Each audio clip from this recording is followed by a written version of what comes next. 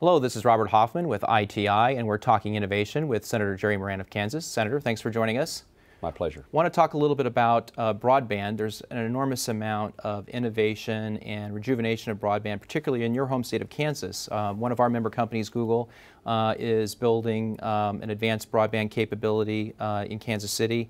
There are a number of other initiatives that are underway. Could you tell us a little bit about the importance of broadband generally and particularly to your home state and particularly rural America in particular? Well, I'm an advocate for rural America. It's one of the things that got me interested in seeking public office was a belief that rural America is a pretty special place. And you look at rural America faces many challenges, and lots of communities across Kansas and in rural America struggle to survive. You start looking for ways to improve the chances that a community is going to be around for a while longer. And one of the places that you automatically find is technology matters. And we cannot afford in rural America to be left behind in the technological revolution. That then means that our connectivity with the rest of the world, broadband and other applications, are so important.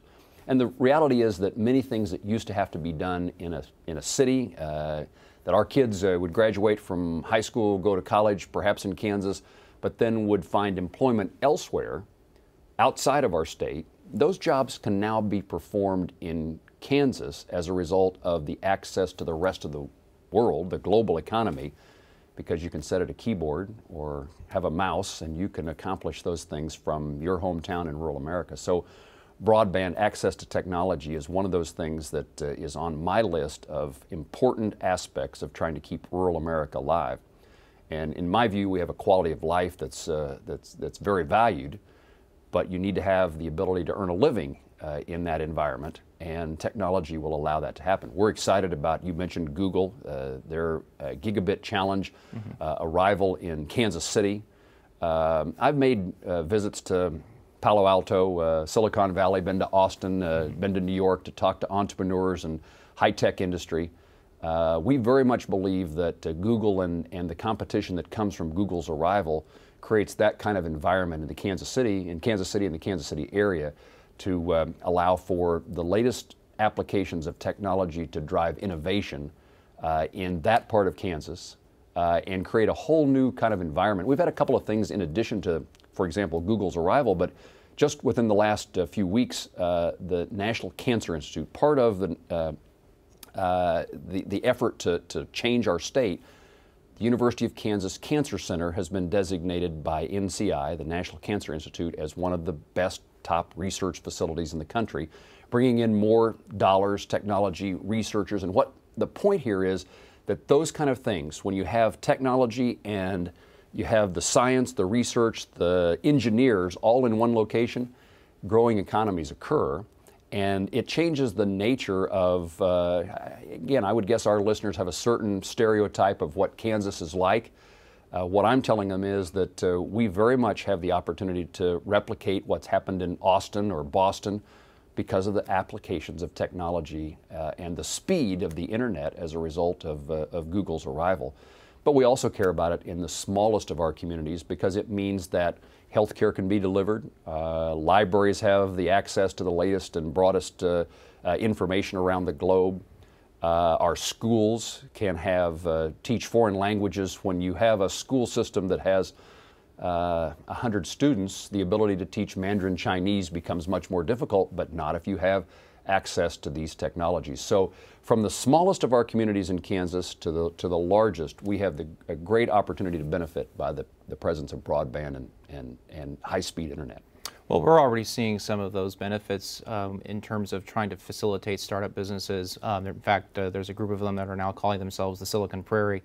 And obviously, they cite broadband as one of the key factors in the emergence of that Silicon Prairie. But another component of that is wireless technology. And one of the great legislative achievements that we saw earlier this year was legislation that would enable incentive auctions that would free up wireless for business development.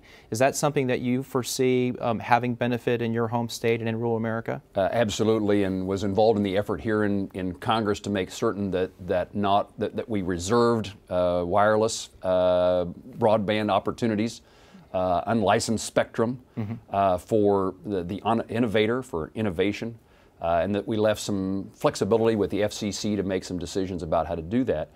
And so, absolutely, this is the opportunity for applications to be developed, create the opportunity for new startup companies to occur, and they can occur at that startup level. You don't have to be a major company, and it allows us to access broadband again in places that otherwise it wouldn't be available. So very much about innovation. It's what got me interested in this topic of unlicensed spectrum, is a realization that if we're going to have innovation, we have to have the innovators have access to that spectrum. Well, we appreciate your leadership with incentive auctions, in particular making sure that spectrum is made available for that very purpose, for innovation. I have to ask, you know, we are a technology trade association. Are there certain technologies that you use to make your life a little bit better, and are there certain apps that you prefer over others that help get you through the day? Well, at my stage in life, at my generation, it's been slow coming, but technology has made a significant difference in my ability to continually communicate with my staff and family. But a couple of applications that we use on the iPad, Pandora. I happen to like music, but usually find one song that I listen to over and over and over. Now I can listen to songs that sound like the one I usually listen to over and over and over. And Dropbox is a significant component of how we communicate in the office and how I organize kind of my workload when I'm traveling.